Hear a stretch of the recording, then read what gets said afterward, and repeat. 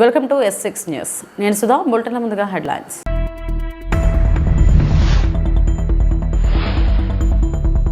పిన్నెల్లి మీద అన్యాయంగా కేసులు పెట్టి నిర్బంధించారన్న వైసీపీ అధినేత వైఎస్ జగన్.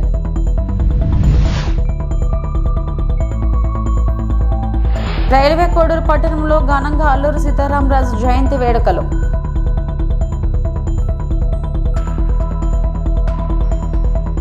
ఎన్ఆర్ఐ టీడీపీ ఆధ్వర్యంలో విదేశాలకు వెళ్తున్న టీచర్లకు మంత్రి శ్రీనివాస్ సర్టిఫికెట్ల పంపిణీ. ఏపీ రాజధాని అమరావతిపై శ్వేతపత్రం విడుదల సందర్భంగా మీడియా ప్రతినిధులు అడిగిన పలు ప్రశ్నలకు సీఎం చంద్రబాబు సమాధానాలిచ్చారు. భవిష్యత్తులో ఎవరూ మార్చాలనే ప్రయత్నం చేయకుండా అమరావతి రాజధానిగా ఉండేలా చట్టపరంగా ఏమైనా చేయు అని ఓ విలేకరి ప్రశ్నించారు. దీనికి చంద్రబాబు సమాధానమిచ్చారు. అది ఖచ్చితంగా ఆలోచించాల్సిన అంశమేనని చెప్పారు. At the helm of affairs లో ఉన్నా నేను ఎవరిని చూడలా. First time I'm seeing a different politician. మీరందరూ అర్థం చేసుకోవాలి. ఎవడు రాలా. అలాంటి తిక్క వాళ్ళ దగ్గర పిచ్చోళ్ళ దగ్గర కూడా రాష్ట్రాన్ని కాపాడడానికి ఏం చేయాలో ఆలోచించాలి. ఇప్పుడు not only for Andhra Pradesh, it is a case study for the country. దేశానికి కూడా ఒక కేస్ స్టడీ ఇది. ఇప్పుడు రెండోది, ఓసారి బాధేస్తుంది. నా ఇంటెన్షన్స్ ఆర్ గుడ్. ఓసారి నా ఇంటెన్షన్స్ ప్రజలు అర్థం చేసుకునేట్టుగా నేను చెప్పలేకపోవడం కూడా నా తప్పు కావచ్చు. లేకపోతే వాళ్ళు కూడా ఓసారి ఎమోషనల్గా డిస్టర్బ్ కావచ్చు. అల్టిమేట్గా రిజల్ట్ ఈజ్ సేమ్. నేను సఫర్ అయ్యా, రాష్ట్రం సఫర్ అయింది, అందరం సఫర్ అయ్యాం. హైదరాబాద్ కూడా మీరు ఒకసారి చూస్తే, నేను ఆ రోజు 2004లో కానీ హైదరాబాద్లో కానీ కంటిన్యూ అయింటే ఇంకొక లెవెల్కి వెళ్ళిపోయింది. అది మళ్ళా 10 ఏళ్లు పట్టింది. ఈ రాష్ట్రం కూడా 5 ఏళ్లు కానీ కంటిన్యూ అయింటే కంటిన్యూటీ ఆల్వేస్ క్విక్ రిటర్న్స్ వస్తాయి, ఫాస్ట్ గ్రోత్ వస్తుంది, బెటర్ ఎకానమీ ఎస్టాబ్లిష్ అవుతుంది. అక్కడ గ్యాప్ అనేది కొంత నష్టం జరిగింది, కానీ నేను రిపెంట్ కావడం లేదు. నేను ఎప్పుడు కూడా పాజిటివ్గా ఆలోచిస్తా. ఏది జరిగినా మళ్లీ దాన్ని అక్కడి నుంచి స్టార్ట్ చేసి ముందు తీసుకుపోవడం తప్ప ఎన్నికపోయే సమస్య ఉండదు. డిటర్మినేషన్. జనసేన అధినేత రాష్ట్ర ఉప ముఖ్యమంత్రి పవన్ కళ్యాణ్ పిఠాపురంలో ఇల్లు కట్టుకునేందుకు సన్నాహాలు చేస్తున్నారు.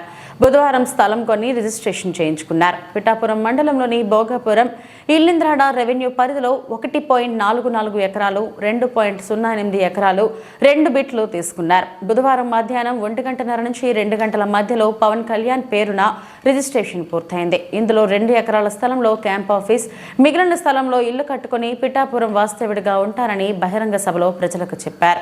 ఈ ప్రాంతంలో ఎకరం మార్కెట్ విలువ 15 నుండి 16 లక్షల మేర ఉంది. మరో 10 ఎకరాల తోటలు జనసేన నేతలు కొనేందుకు సిద్ధమవుతున్నట్టు సమాచారం.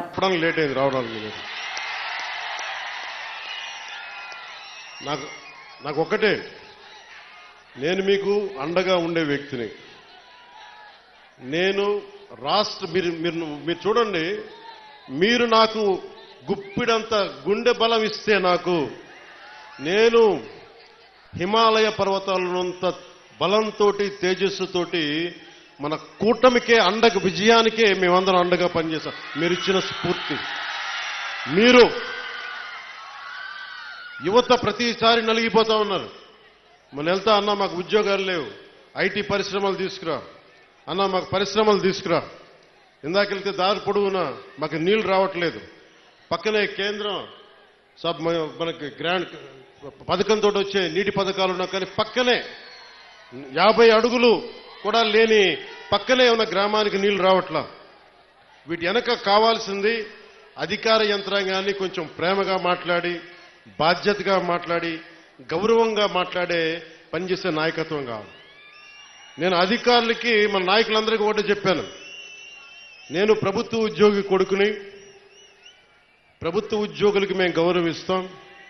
నాయకులందరికీ చెప్పాను, మీరు ఎమ్మెల్యేలుగా గెలిచి అధికార యంత్రాంగం మీద జులుం ప్రదర్శిస్తే మటుకు క్రమశిక్షణ చర్యలు ఉంటాయి. అధికారులకి చాలా చాలా గౌరవం ఇవ్వండి. ఒకవేళ తప్పేదైనా ఉంటే అది మాట్లాడే విధానం వేరే ఉంటుంది. కానీ మీరు గత ప్రభుత్వం నాయకుల్లాగా దౌర్జన్యపూరితంగా బెదిరిస్తే పార్టీ పరంగా క్రమశిక్షణ చర్యలు ఉంటాయని చాలా రివ్యూ మీటింగ్లో చాలాసార్లు చెప్పాను నేను. ఎందుకంటే నోరు మంచిదైతే ఊరు మంచిదవుద్దు అంటారు. నేను ఒక అధికారి దగ్గరికి వెళ్ళి మీకు నీటికి రావాలి అంటే చొక్కా పట్టుకునో బూతులు తిడితే ఎవరు మాట్లాడతారు? మాట్లాడాలి. వాళ్ళ కష్టం కూడా అర్థం చేసుకోవాలి. వారి కష్టాలను కూడా అర్థం చేసుకునే మాట్లాడాను. అందుకని నేను ప్రప్రథమంగా మీకు ఇచ్చిన హామీలు తాగునీరు, సాగునీరు, విద్య,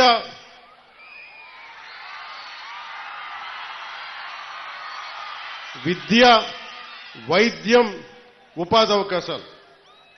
ముఖ్యంగా తాగునీరుకు సంబంధించి కేంద్ర జల్ జీవన్ మిషన్ ఎన్ఆర్ఐ తెలుగుదేశం ఆధ్వర్యంలో విదేశాలకు వెళ్తున్న టీచర్లకు మంత్రి కొండపల్లి శ్రీనివాస్ గారు సర్టిఫికెట్ల పంపిణీ చేశారు. ఎన్టీఆర్ భవన్, అమరావతి నుండి ప్రత్యక్ష ప్రసారం. And trainee groups.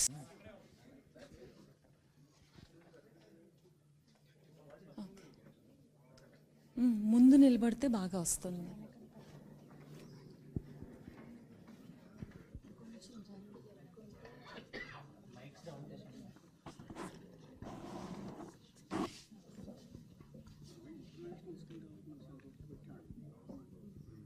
I now call upon the names of the recipients of the offer letters.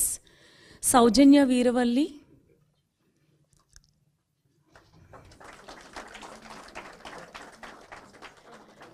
Priyanka Eleti,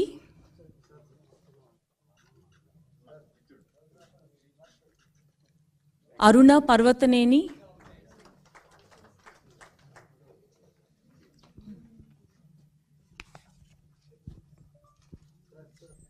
Srivalli Velaga, Valli,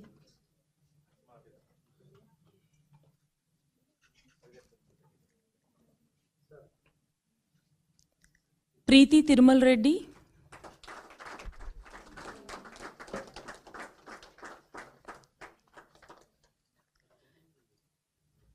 Kirti Idupuganti,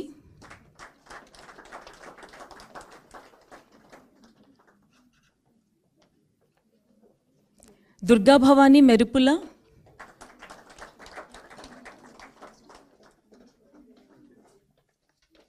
Ramkrishna Achanta, Ramya Krishna, I'm sorry. Ramya Krishna Achanta, Purna Oja,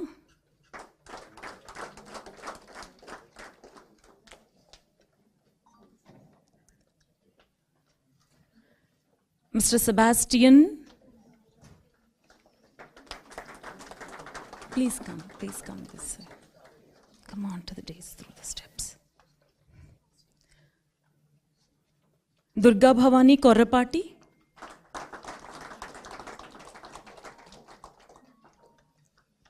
Alekhya Devisetti,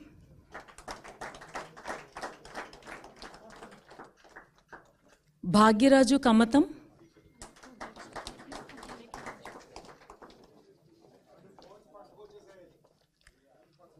Shyam Sundar Ponnam,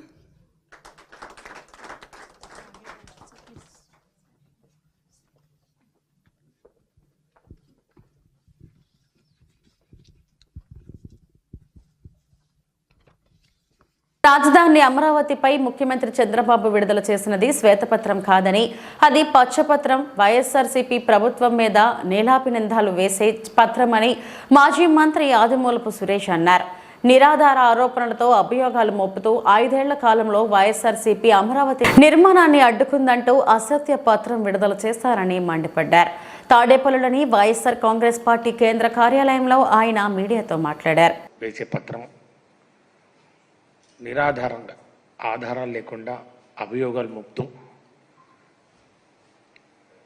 5 సంవత్సరాల కాలంలో YCP Amaravati నిర్మాణాన్ని అడ్డుకుందని ఒక అంశాన్ని తీసుకొచ్చే ప్రయత్నం చేస్తూ అమరావతి విధ్వంసానికి YCP ప్రభుత్వం పాల్పడిందని, 5 సంవత్సరాల కాలంలో అమరావతి నిర్మాణం పనులు ఏమీ జరగలేదని, ఏం చేసినా కూడా అది వారి హయాంలో 2014-19 తెలుగుదేశం పార్టీ ప్రభుత్వం ఉన్న కాలంలో జరిగిందనే ఒక వాదనను వినిపించే ప్రయత్నం చేశారు. కానీ సఫలం కాలేకపోయారు. ఎందుకంటే ఆధారాలు ఏమీ లేకుండా రాజకీయ కోణంలో ఆ యొక్క ప్రజెంటేషన్ సాగిందనే విషయాన్ని కూడా ఈరోజు మీ అందరికీ మనవి చేసుకుంటా ఉన్నాం. ఒక శ్వేతపత్రం రిలీజ్ చేయాలన్నప్పుడు ఏ అంశం మీదైనా కూడా వాస్తవాలు, గణాంకాలు, ఆధారాలతో పాటు వాటిని కోట్ అన్కోట్ చేస్తూ ప్రజెంటేషన్ చేస్తే బాగుండేది.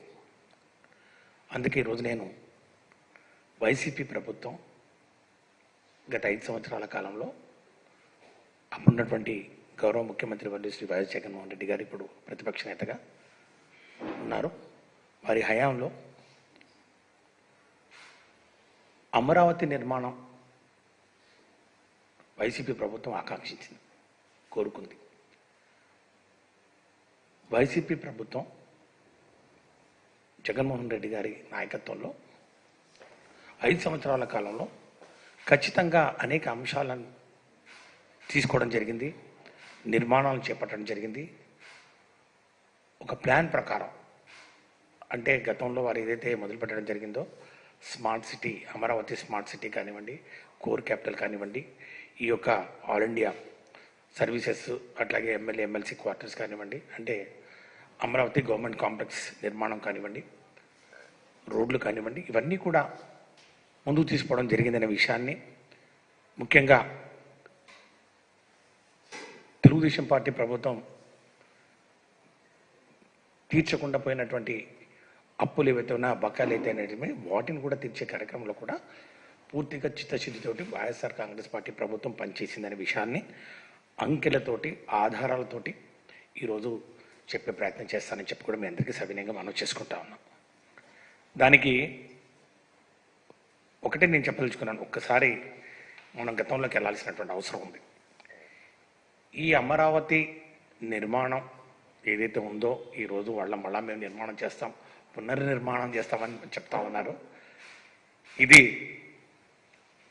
చంద్రబాబు నాయుడు గారు ఈ ప్లాన్ నాది, ఈ విజన్ నాది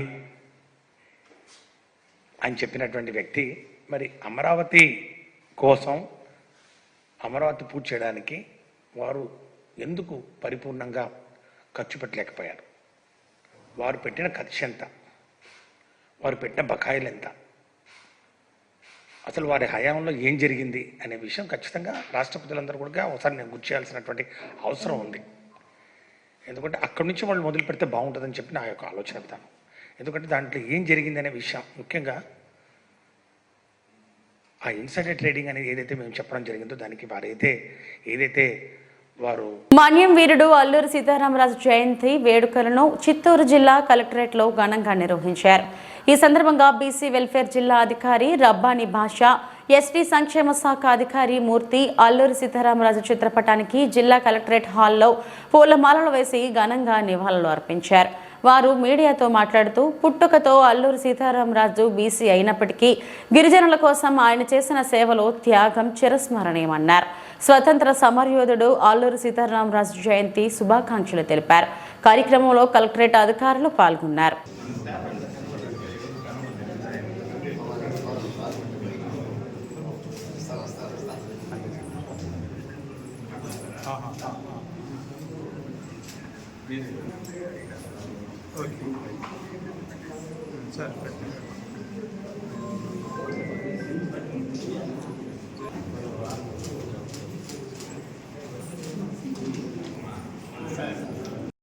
జయంతి సందర్భంగా అందరికీ శుభాకాంక్షలు తెలుపుతూ, మన మన్యం వీరుడైన అల్లూరి సీతారామరాజు ఆయన పుట్టుకతో బీసీ అయినప్పటికీ ట్రైబల్ కోసం ఆయన లాస్ట్ ప్రాణం ఉండేంత వరకు కూడా కష్టపడి ట్రైబల్ స్వేచ్ఛ కోసం, భారతదేశ స్వాతంత్రం కోసం పోరాటం చేసిన అల్లూరి సీతారామరాజు జయంతి సందర్భంగా అందరికీ శుభాకాంక్షలు తెలుపుకుంటున్నాను. అల్లూరి సీతారామరాజు ఇక్కడ ఘనంగా నిర్వహించడం జరిగింది. అల్లూరి సీతారామరాజు చేసిన త్యాగాలని నేర్చడం జరిగింది. ఆయన చిత్రపటానికి పూలమాల వేశారు, శ్రద్ధాంజలి అర్పించడం జరిగింది. తిరుపతిలోని మాజీ మంత్రి పెద్దిరెడ్డి రామచంద్రారెడ్డి ఇంటిని జనసేన నాయకులు ముట్టడించారు.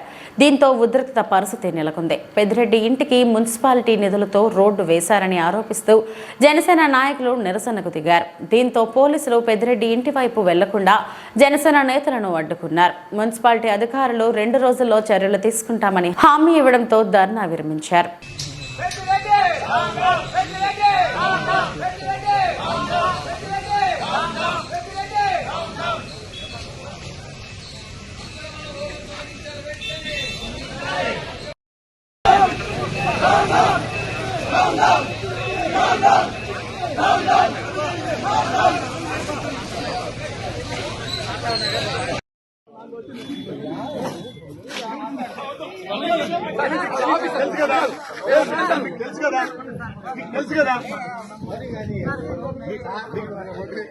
ఇంజనీరింగ్ డిపార్ట్మెంట్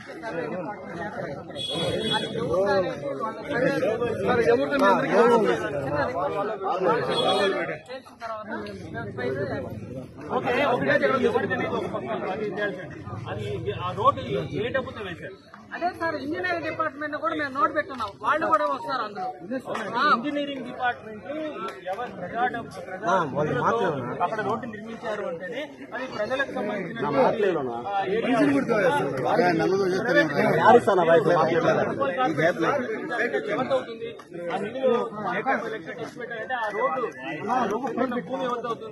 సార్ అదే అందుకోసమే వాళ్ళ ఇంజనీరింగ్ డిపార్ట్మెంట్ మా అంటే మున్సిపాలిటీ పిన్నెల్లి మీద అన్యాయంగా కేసులు పెట్టి నిర్బంధించారన్నారు వైసీపీ అధినేత వైఎస్ జగన్.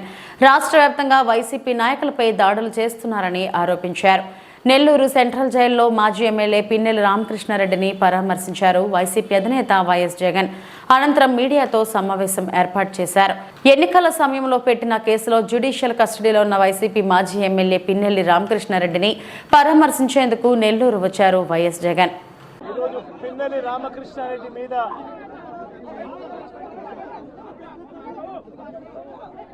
తన మీద ఏకంగా 307 అంటే అటెంప్ట్ టు మర్డర్ లాంటి కేసులు పెట్టి ఏ రకంగా అన్యాయంగా తనను జైల్లో నిర్బంధించడం జరుగుతూ ఉందో కూడా చూస్తూ ఉన్నాం. ఈరోజు రాష్ట్ర వ్యాప్తంగా కూడా ఇదే కార్యక్రమాలు జరుగుతూ ఉన్నాయి. రాష్ట్ర వ్యాప్తంగా కూడా కేవలం తెలుగుదేశం పార్టీకి చంద్రబాబు నాయుడు గారికి ఓటు వేయలేదు అన్న ఒకే ఒక కారణంతో ఏకంగా ఆస్తులను ధ్వంసం చేస్తూ ఉన్నారు, దొంగ కేసులు పెడతా ఉన్నారు. వీళ్ళే కొడతారు, మళ్ళీ వీళ్ళే అటువైపున ఉన్న వారి మీద వాళ్ళు కొట్టారు అని చెప్పి కేసులు పెడతారు. ఇంతటి దారుణంగా ఈరోజు రాష్ట్రంలో పరిపాలన సాగిస్తూ ఉన్నారు. నేను అడుగుతా ఉన్నా, ఇదే గత 5 సంవత్సరాల కాలంలో వైఎస్ఆర్సీపీ పరిపాలనలో ఉండగా, వైఎస్ఆర్సీపీ ప్రభుత్వంలో ఉండగా అప్పుడు జగన్ ఏం చేశాడు? కులం చూడలేదు, మతం చూడలేదు, ప్రాంతం చూడలేదు, చివరికి ఏ పార్టీకి ఓటు వేశారన్నది కూడా చూడకుండా ప్రతి పథకము ప్రతి మనిషి కూడా అర్హత అన్నది మాత్రమే ప్రామాణికంగా తీసుకుని ప్రతి ఇంటికి డోర్ డెలివరీ చేసిన ప్రభుత్వం వైఎస్ఆర్సీపీ ప్రభుత్వందైతే, జగన్మోహన్ రెడ్డి ప్రభుత్వందైతే ఈరోజు కేవలం తెలుగుదేశం పార్టీకి ఓటు వేయలేదని, కేవలం చంద్రబాబు నాయుడు గారికి ఓటు వేయలేదని, కేవలం ఓటు వేయలేదన్న ఒక్క కారణంతో ఆస్తులు ధ్వంసం చేస్తూ ఉన్నారు, మనుషులను కొడతా ఉన్నారు, కొట్టి మరి కేసులు పెడతా ఉన్నారు. ఇంతటి అన్యాయంగా రాష్ట్రాన్ని రావణ కాష్టం చేస్తూ ఉన్నారు. పేద విద్యార్థులకు పాఠ్యపుస్తకాలను అందించిన త్రిశక్తి సేవా సమితి రోజు రోజుకు పెరుగుతున్న విద్యా ఖర్చులను దృష్టిలో పెట్టుకుని పేద విద్యార్థులకు చేయూతగా స్వచ్ఛందంగా సేవ చేయాలనే సంకల్పంతో ఆనంద్ బాగ్లో నెలకొల్పిన త్రిశక్తి సేవా సమితి ఆధ్వర్యంలో చేపడుతున్న అనేక కార్యక్రమాలలో భాగంగా నేరెడ్మెట్లో గల సేవా భారతి ఆధ్వర్యంలో నిర్వహిస్తున్న సంచార జాతుల బాలుర ఆవాసం విద్యార్థులకు ఉచిత నోట్బుక్స్, పెన్నులు, స్టేషనరీ సామాన్లు, స్వీట్లు అందించిన కమిటీ సభ్యులు. ఈ కార్యక్రమంలో త్రిశక్తి సేవా సమితి నిర్వాహకురాలు ఎం సూర్యకుమారి మాట్లాడుతూ సంస్థ ఏర్పాటు చేసి పేద విద్యార్థులకు వారి అభివృద్ధికి తోడ్పాటుగా ఉడతా సహాయంగా మేము చేస్తున్న ఈ కార్యక్రమం మాకు చాలా సంతోషాన్ని ఇచ్చిందని, అలాగే ఇలాంటి కార్యక్రమాలు మున్ముందు చేసి మాకు చేతనైనంత వరకు ఇతరులకు సహాయం చేయడమే మానవ సేవే మాధవ సేవ అవుతుందని, భగవంతుడు మాకు ఇంకా సేవ చేసే ధైర్యాన్ని ఇవ్వాలని కోరుతున్నామని అన్నారు. కార్యక్రమంలో సంస్థ సభ్యులు కెవి రవి, రామసాయి, శశి, శైలజ, సమూహ కుమారి, శేషు కుమార్ మరియు సంస్థ ఇతర సభ్యులు ఈ సేవలో పాల్గొనడం జరిగింది. కార్యక్రమం చివరిలో ఆవాసం నిర్వాహకులు రవీంద్రనాథ్ కృతజ్ఞతలు తెలియజేశారు.